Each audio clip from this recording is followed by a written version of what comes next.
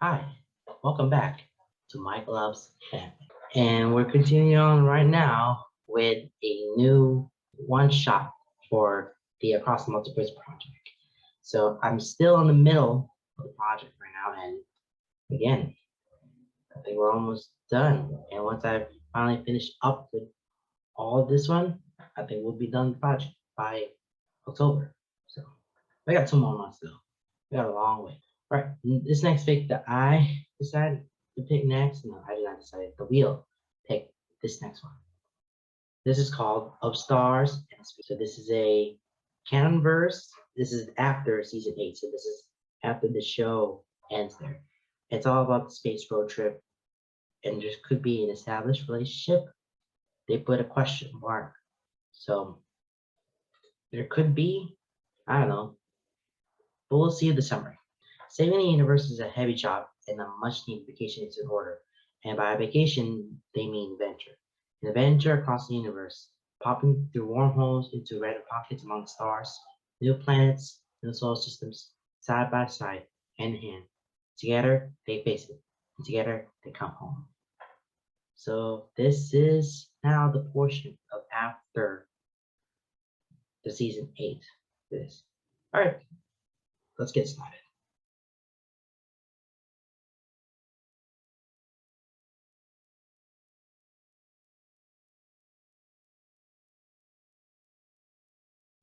Up stars and space between. He wakes in a cold sweat, with a start that has his body jerking, heart in his throat and chest heaving.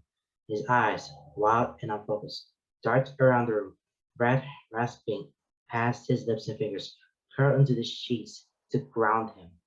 His mind is whirling, tense and strained and chaotic as fading stimuli berate his senses. His thoughts are incoherent, without any real substance or reason or conscious thought. He simply feels fear, scared, worry, run, but he doesn't know why and he doesn't know for what. It's simply an overwhelming driving surge of adrenaline that spiked in his system, already fading and leaving his mind muddled and confused. After a few moments, his breathing starts to slow. The adrenaline seeps out, leaving him exhausted and weary. The information from his senses finally starts to register in his head, calming the innate fear response to whatever he had been dreaming. A nightmare.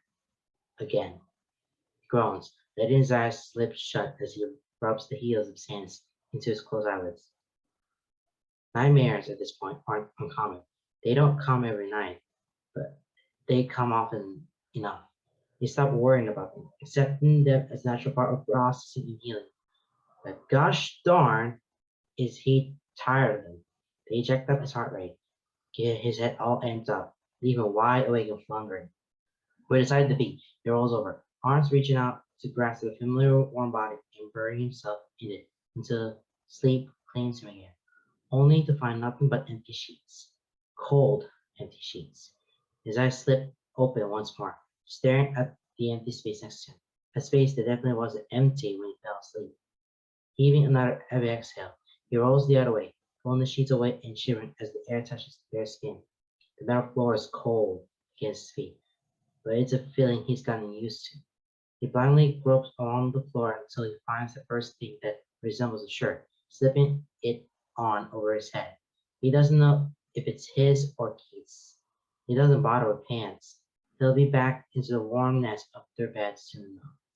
With lethargic, dragging steps, he shuffles out of their bedroom cabin and out into the hall. Their ship isn't that big. It's just a one-man cruiser. Two, if you're sharing a bed and don't mind close quarters. Built for one speed and efficiency more than luxury. It's got all their basic necessities: a bedroom, a kitchen, a storage deck, a small lounge, and a bridge. Everything two space ranger partners need to explore the universe together. It doesn't take him long to get down the hall to the bridge. When the door slides open, he puts a hand on the door frame, leaning against it as he absently rubs one eye. Keith sits in his usual chair, feet kicked up on the console, a blanket wrapped tightly around him, a hologram screen in front of him as he lazily taps to whatever the heck. Lance pads over to him. He thinks he's quiet, but Keith doesn't so much as flinch when Lance wraps his arms around his neck from behind, leaning over the back of the chair to rest his cheek atop Keith's head. Hey, babe, he mumbles, voice thick with sleep. What you doing? Keeping an eye on the ship's trajectory. We got autopilot for that, and watching out for asteroid fields. There's a warning system for any kind of weird space debris. Looking over the engine's numbers.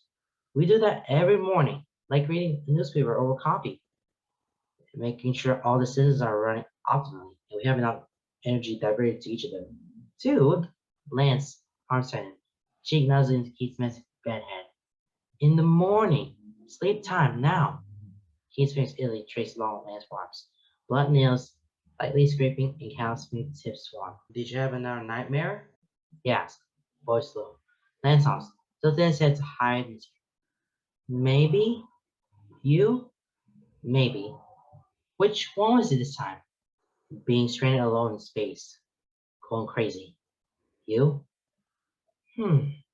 The one where Sedak kills Shiro and then you became for Voltron and his voice cracks and he swallows the thick lump in his throat, beginning to feel the burning behind his eyes, and he squeezes them shut.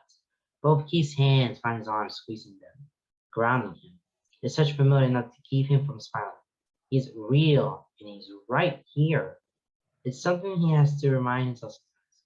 When the thoughts and doubts and fears become too much. When he gets lost in memories and twisted realities of what could have happened. He reminds himself that Keith is real. His touch is grounding. And he's here. They're both here. Alive.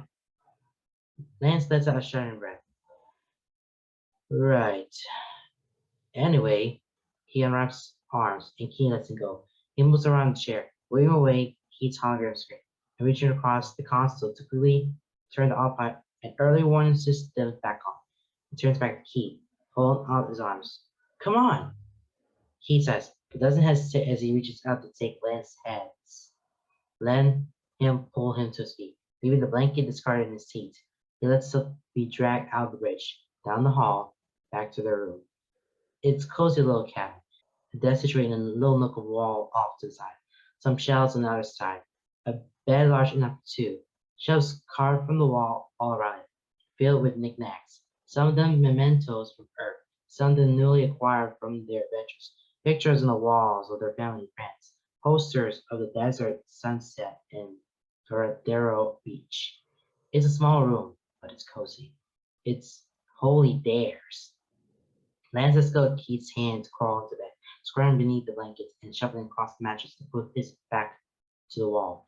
He holds out his arms, making small grabbing motions with his hand as he holds the blankets open. There are dark bags under Keith's eyes, the dots of unshaped scrub dotting his sharp jawline. His hair is a mess, and his posture sags. But when the tiniest smile tugs at the corner of his lips, he's the most beautiful person Lance has ever seen. He crawls to the bed, sitting beneath the blankets and scooting up close to Lance's chest. He wraps them both up tight, draping his arms around Keith, resting his cheek against his hair when Keith buries his face in the crook of his neck. They both sigh, a long, exhausted, but contented exhale, and they sing to one another, into each other's warmth, into the familiar and stabilized embrace. Sleep doesn't come easily, but at least they're comfortable. Okay, all right. Now before we get back into this story here, yeah, they're at the mission or surrounded out space. I think they're having nightmares. So then he is dreaming of being alone, and Lance is stacking Cheryl, and then Keenan is on them. But yep, they both have nightmares. Now they're going back to bed, waiting for tomorrow and getting ready for another day, or somewhere in that line. I mean, yeah, we already have that between Lance and Keith, so they're in that one room. So they have to share together. That's all. It's been too far too many planets to count, both while they were out here finding the Galra, and afterwards, when it's been just him and Keith traveling the stars. So many planets, so many ecosystems, so many aliens and cultures and creatures, So many plants and weather patterns and colors. But rain has always been his favorite. He's seen rain like liquid fire. He's seen rain like pebbles. He's seen rain like acid. He's seen rain of purple and orange and pink and green. He's seen saltwater rain. He's seen hot rain and cold rain. None have been as beautiful and calming as Earth's rain.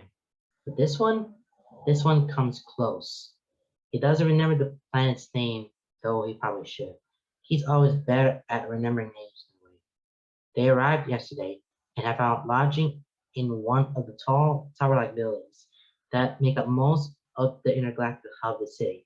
After exploring city life for a few days, they're planning to south to explore more of the countryside. He thinks he's gotten key to appreciate the cities and alien civilizations a little more. He has definitely taught him how to appreciate plants' natural beauty. Right now, however, they've been driven inside by a rainstorm, though he uses the term rain fairly loosely. It's solid as it falls and upon impact, but melts soon after contact, sharp and hard, capable of cutting through flesh easily, glittering like diamonds and glass and beads of silver. They set up in the room they rented for a few days, and still in a large rounded near wall lamp window looks out from their room high up in the tower. It's a bubble window, pressing out a little from the building's edge, allowing them to curl up inside of it and look around in an experience that's both thrilling and terrifying. It's beautiful, he mumbles, phone in his hand, camera open, recording the rain as it falls outside their little bubble. They're high enough that they can see the rolling hills and distant mountains surrounding the city. He doesn't so much hear Keith's chuckle as he feels it in the way his chest shakes. You say that every time. His voice is close, lips ghosting over the shell of Lance's ear. He shivers, tilting his head a little in a subconscious gesture. And I'm never wrong.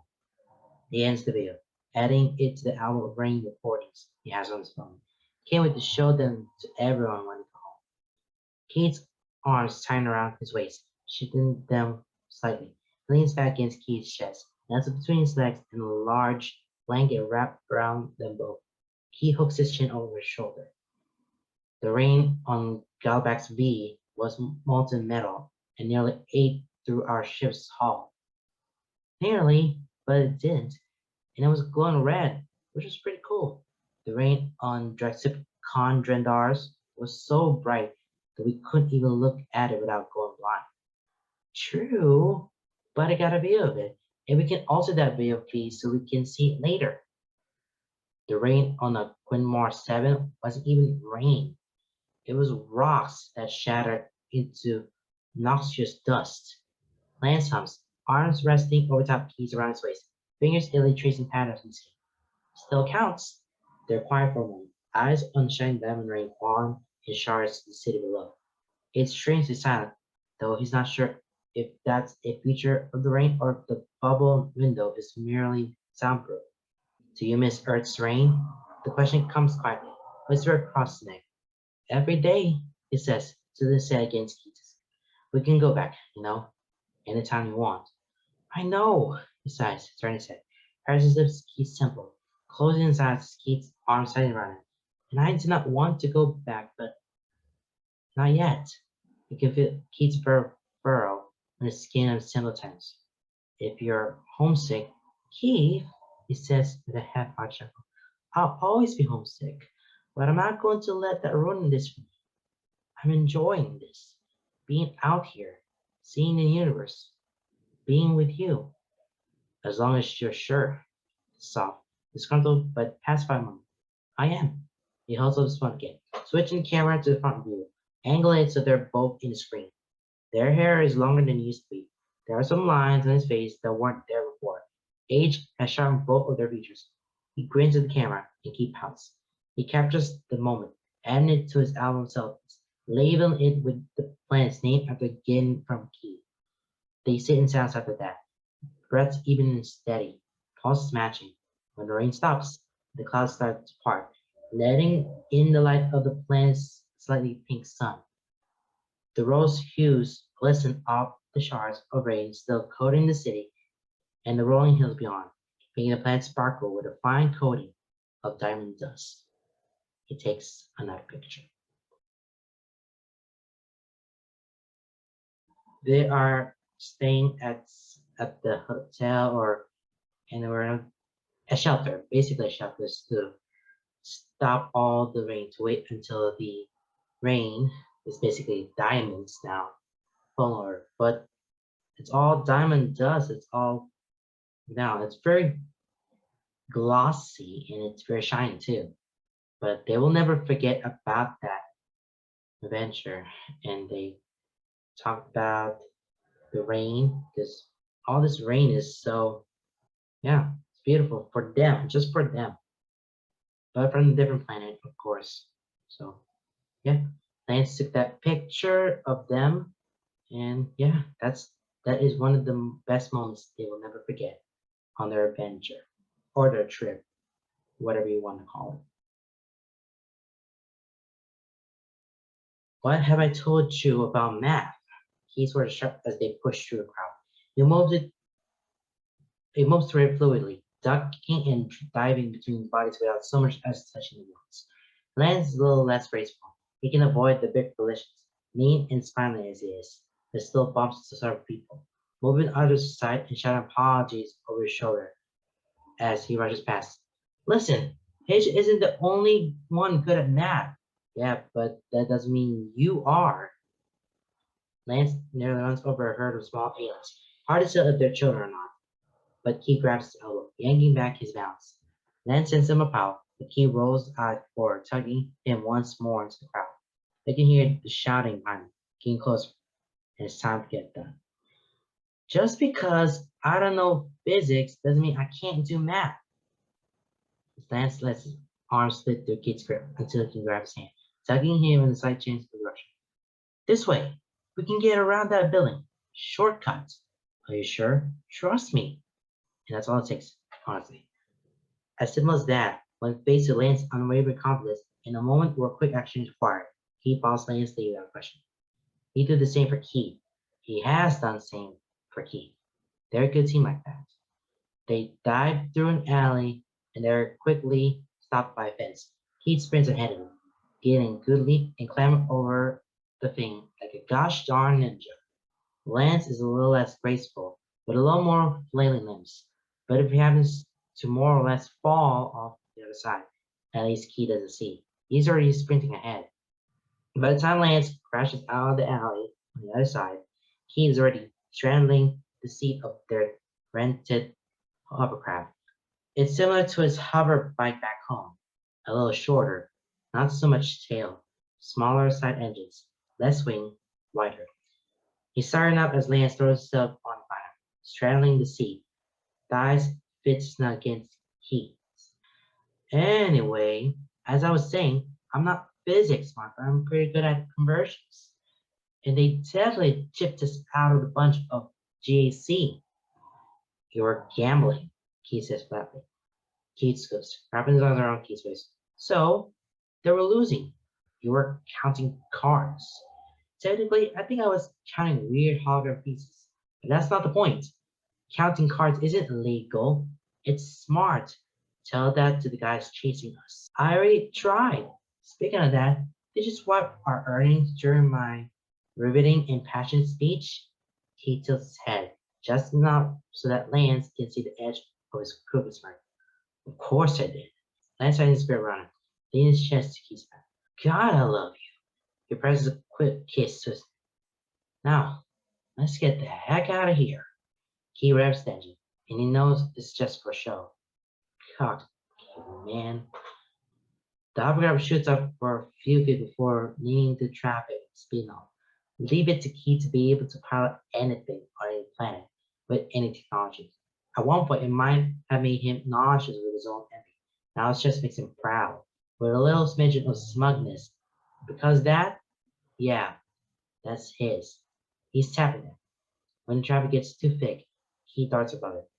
Fewer crafts up here, but more space to go. He doesn't know if what they're doing is strictly legal here, but no one seems to be after them. Well, save for the several hovercrafts filled with his gambling buddies chasing them down. He hadn't been cheating, alright? He and Keith just needed to restock their funds, and Lance is dang good at gambling and dang good at being charming.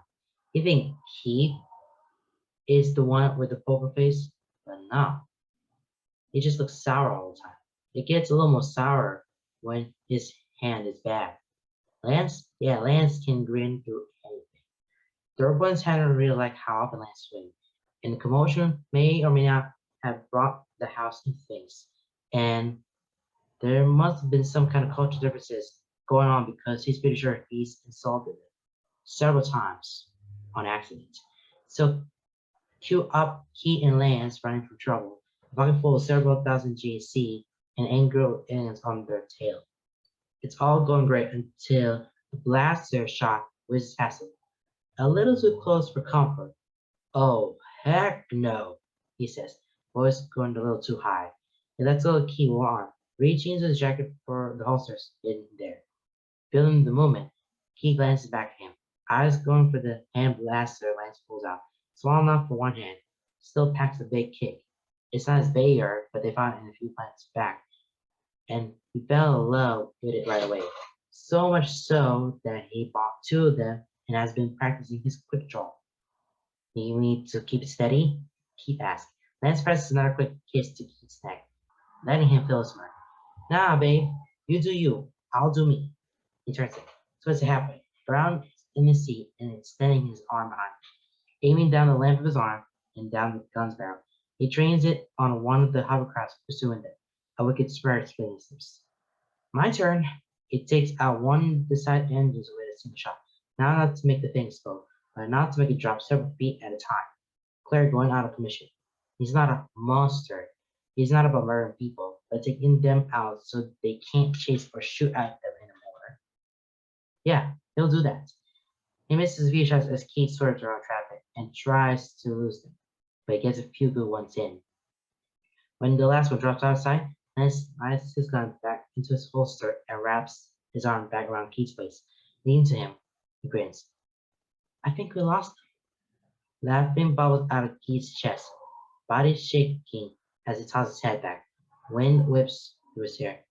I can't believe you just cheated them out of that much freaking gas. Technically, you were the one who took it. After you cheated, I did not cheat. He looks his chin over Keith's shoulder, a pout on his lips is hard to say. And to think I was gonna get you something shiny with all that JC. Now I'm not sure you deserve it. Oh yeah? What were you going to get me? It's nice and playful. Both of them high on adrenaline for the chase, and endorphins are relief when they got away. He's not sure he should broach the topic now, but it's one they've been dancing around for over a year, and he's feeling good enough in the moment to just go for it. He hums, making sure he can feel it through the vibrations on his back. I was thinking something small, maybe something gold. He turns his head to run his notes up the exposed column to Keith's neck as he whispers. You have nice hands, nice fingers. Maybe something to go there. Keith's quiet for a moment, and then leans back to him. A small gesture, but one that weighs so much. I think you should have something that matches. Lance asks. I think so too. Keith speeds through the city, weaving between buildings and hovercrafts. Both of them wordless, but comfortable in the silence.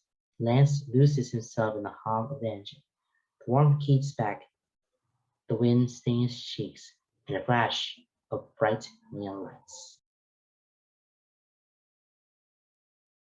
Okay, so they are now at this somewhat around the casino and then playing like a I don't know what they're gambling for, but Lance is into more of a cheating and now everybody's going after with lots of GC or GAC. I say GAC because I don't know. And some group of aliens there and they're now coming after them. Oh, yep, they have to find a way to just get out of them and pay along with them and they're gone now. Oh, they're gone. Because they would have something from that one for the gambling thing. There's not much to it at all. So it's more problem. Alright, I gotta get back now. The thing about being Paladins of Voltron, of being the legendary defenders of the universe, and helping rally the universe into toppling the Gora, is this. Sometimes they get recognized. It's not all the time. Without the fancy paladin armor, without the knights. Heck, even without the allies on their tails. Not everyone recognizes them. Half the time, they're just a couple aliens in a high-speed space cruiser visiting planets and having a good time. That's what I really like it. The way it was tinted for me. They didn't want to road trip the stars as talents. They just wanted to be Lance and Key and Lance. Two dudes, boyfriends, lovers, traveling the stars and experiencing what the universe has to offer.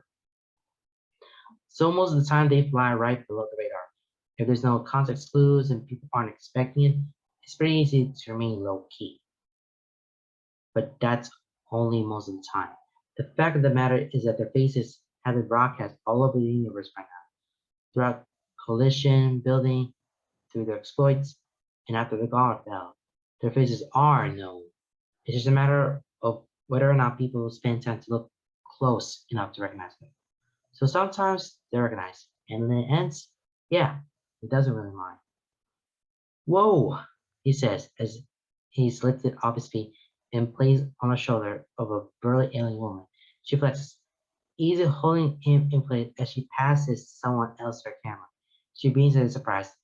You should try having an arm wrestling match your phone. Ariel Paladin. I bet you could give him a run for his money. I don't recommend Alora though. She's stronger than she looks. Dan picks up another, landing on her other shoulder. Lance grabs for the camera, posing on her bicep. When he's done, she gently sets him down and she takes his hand. The grip is strong and it takes all his willpower not to wince, turning afterwards to suddenly shake out his hand. He instantly swept up by another alien, and then another, pulling two group shots, into selfies, into signing all sorts of objects, into shaking hands. They try to press gifts into his arms, but he tries not to take too many. Not that he isn't grateful. They just don't have a lot of room on their cozy little ship. What he does gladly take, however, is their words of gratitude. All the things, all the tear-filled smiles, all the heartfelt hugs. Yeah, he takes all those gladly. It warms the heart, and you can see how much it means to them, how much he means to them, his friends, what they've done. It eases his cocky grin down a notch, smooths out the edges on his playfulness, polishes off the outer layers of his self-importance. It's humbling, and he gives them all genuine style in return. They had just come to this trade moon to fuel up the tank and restock on some food, but they have been recognized. It's been a whirlwind of movement and voices that faces ever since. He's been swept into the gathering crowd, lost in the chaos. It's been a while since he's seen Key. He's in the middle of disentangling himself from the particular anti-alien with far more lives than is street comfortable. When he finally spots him, standing across the way, opposite side, looking wholly overwhelmed with all the attention. He has never been particularly good with crowds.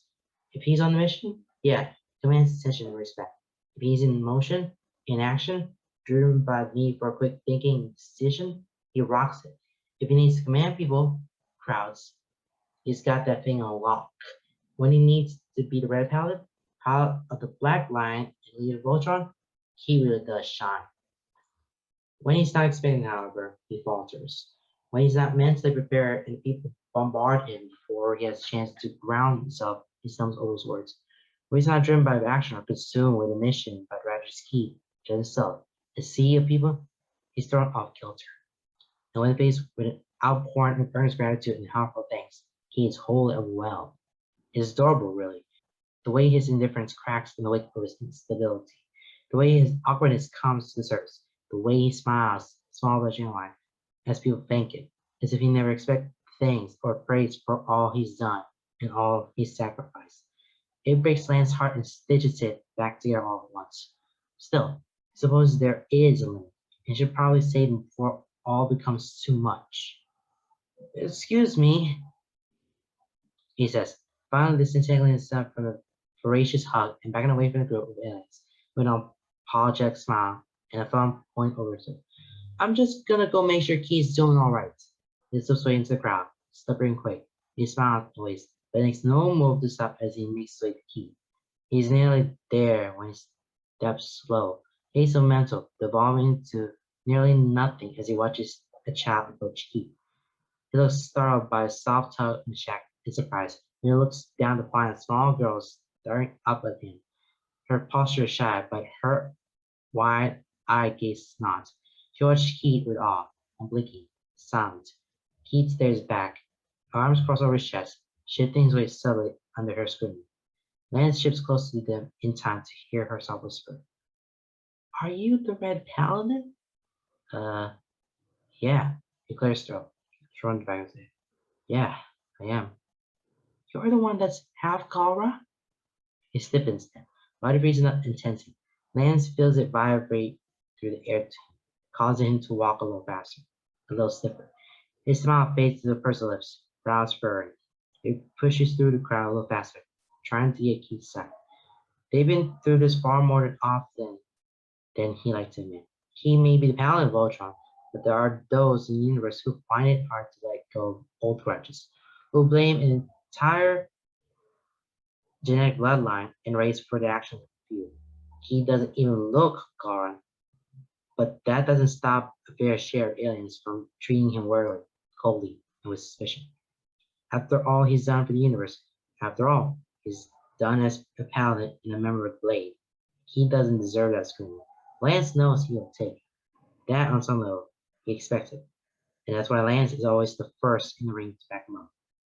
And this is a child, lacking all the social filters of adults and more prone to saying something ignorant and hurtful. He's nearly made it to Keith's side when the mood shifts. The child smiles. A wide grin. Too wide, really, by human standards, and pretty toothy. But she smiles, and while it doesn't relax Keith, the tension eases somewhat, moving from defensiveness to curious suspicion. The girl reaches out, pulling back the hood that conceals most of her head, and there, nestled in curling waves of thick purple hair and a pair of fuzzy purple ears. She reaches out a key, reaches out to take one of his hands. I'm part Gara too, she says it almost shyly, with a budging sense of pride. The word seemed familiar to her, but the way she says it sounds foreign on her tongue, like she's not used to saying it without shame. Do you think I could be a defender of the universe too? He gapes at her for a moment, lips parted and eyes wide. The hardening stare has melted away, cracks in his indifference shattering defense tension that had been holding his body tight. He drops into the couch in front of her to get on eye level, squeezing her hand as she smiles. You can be anything you want to be. Just remember, patience yields focus. A warmth rages through Lance's chest, overwhelmingly full, melting his heart and leaving him breathless. The girl beams, throwing herself toward to hug him with enough force that he nearly topples over, and then he's scampering away, disappearing back into the crowd, but leaving her hood down. Lance moves up behind Keith as he stands, wraps his arms around Keith's waist, and hooks his chin over his shoulder. I think I was right when I said you were the future, he says, playful and light, but voice oddly strained and thick with emotion filling his chest and pressing against his ribs. His arms tighten, unable to keep the grin from his lips, even as his voice drops to a whisper. I definitely think you're mine. He doesn't say anything, just hums slowly in acknowledgement as his hands calm down over Lance's arms. He leans back into him, using him to keep him steady. When Lance risks a glance at his face, he can see his eyes are still fixed on where the little gone girl had disappeared, but his mind is far, far away.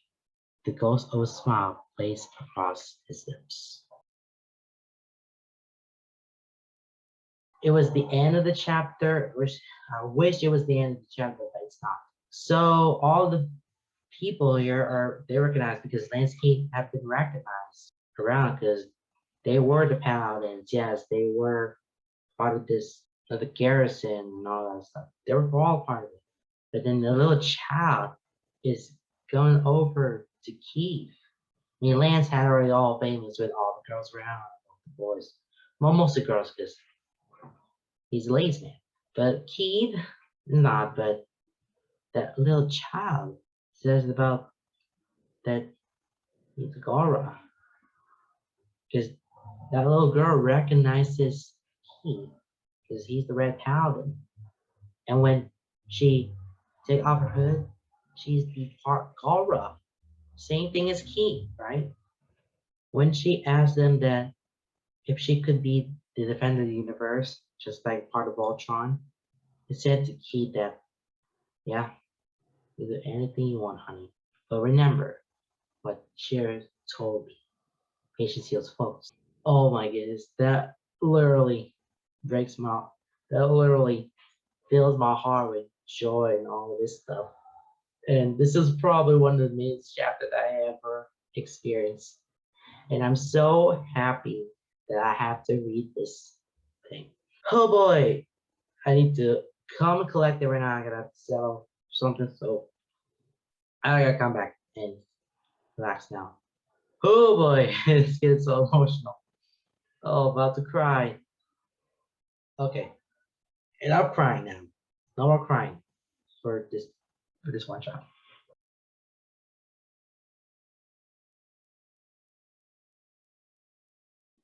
Their cozy little ship is designed for speed, maneuverability, and deep space travel.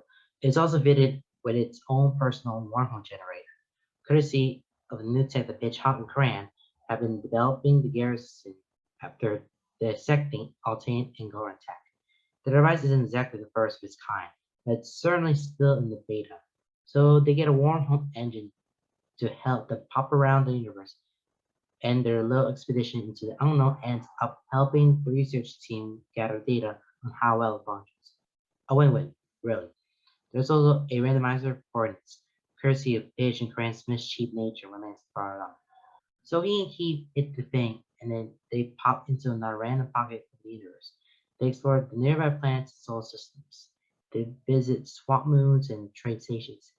They visit new alien cultures and wild alien ecosystems, exploring civilizations and wilderness alike.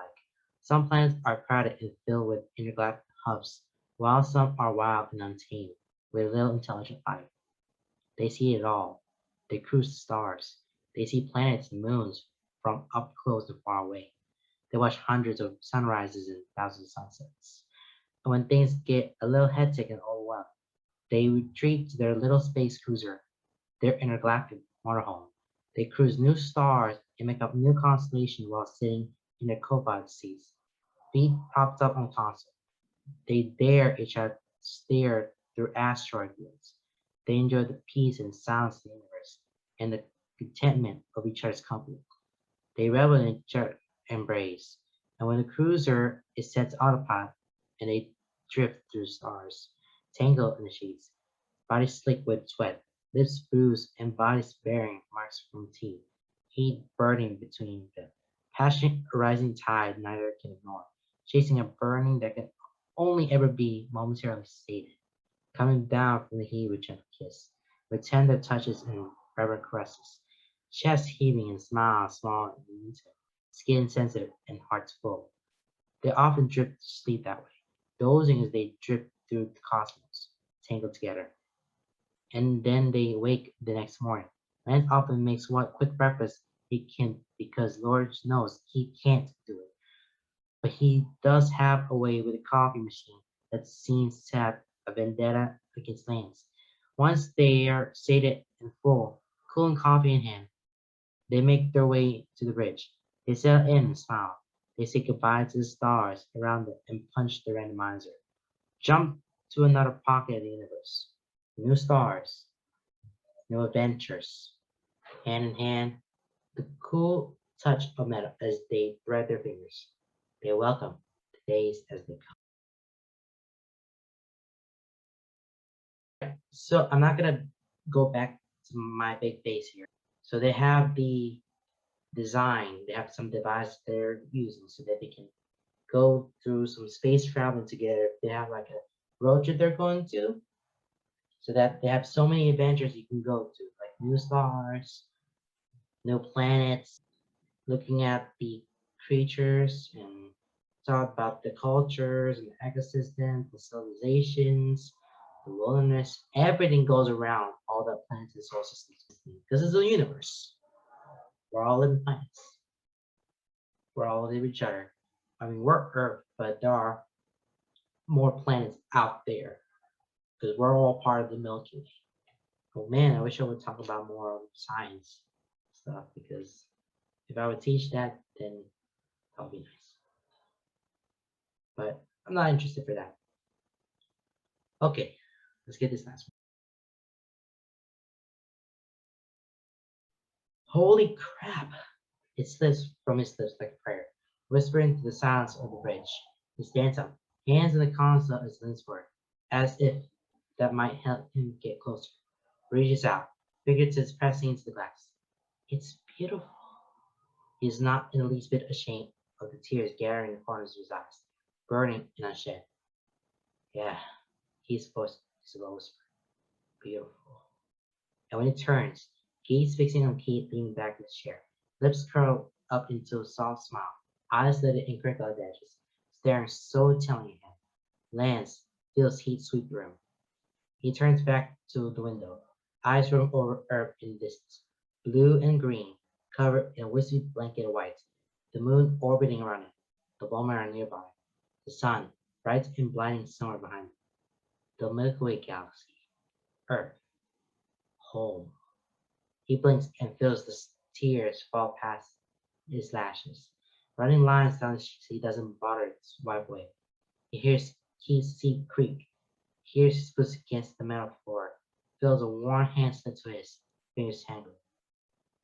Do you think they'll be surprised to see us? His voice thick, but playfully tight.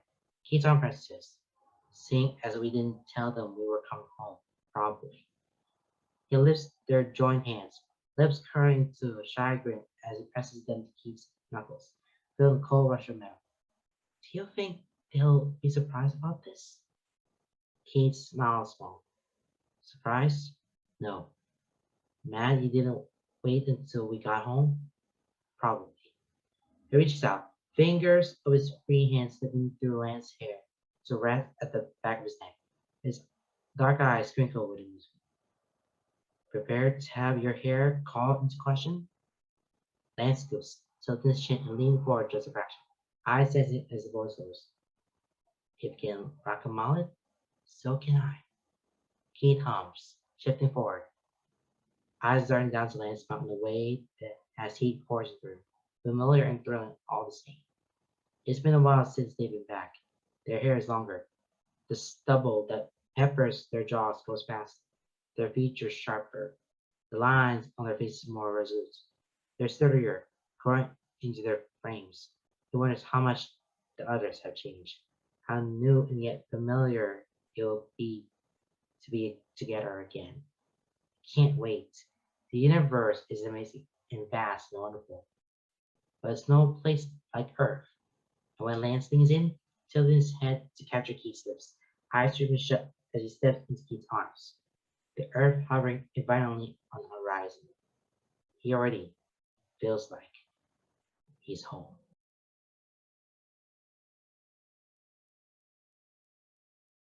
And that's it. That is the end of Stars and the Space Between. And this is one of the most interesting stories that I ever read. This is one of the best one shot that I ever read. And this is after season 8. They're just Lansing Heat now. They're done with the mission, they're done with everything, done with Voltron.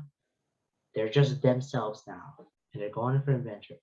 And now, after all adventures done, they're on the way back home, which is Earth. Earth is our home planet.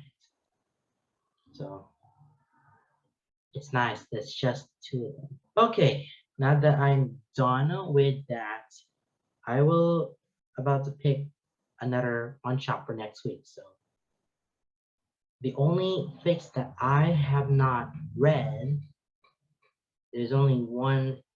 You got me like, so it's you got me get in touch, and then 6 more of ofs. So it's a weird boyfriends and full moons, of misunderstanding serenades, of hope in the future, of freedom of flames, and of gods and apples. Okay, so yeah, I'm done. So we're down to one of you got me like a, and then 5 of ofs. So let's spin whatever it lands on.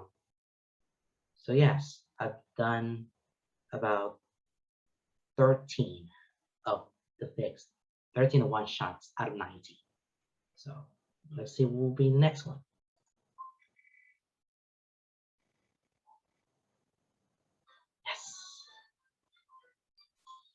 We finally have the last Yugami like it's Yugami like a hidden touch. That will be the last of Yugami like that means the rest of the bioweeks will be just the Uggs. So yay. Finally have the last of Yugami like it's a college AU this time. There's a secret relationship, there's a fluff. Okay, so this is in touch. I'm looking forward to read this. Alright guys, I guess it's time for me to end this video. So I will see you guys next time. When I come back here and do another fix reading this vision. Alright, bye everyone.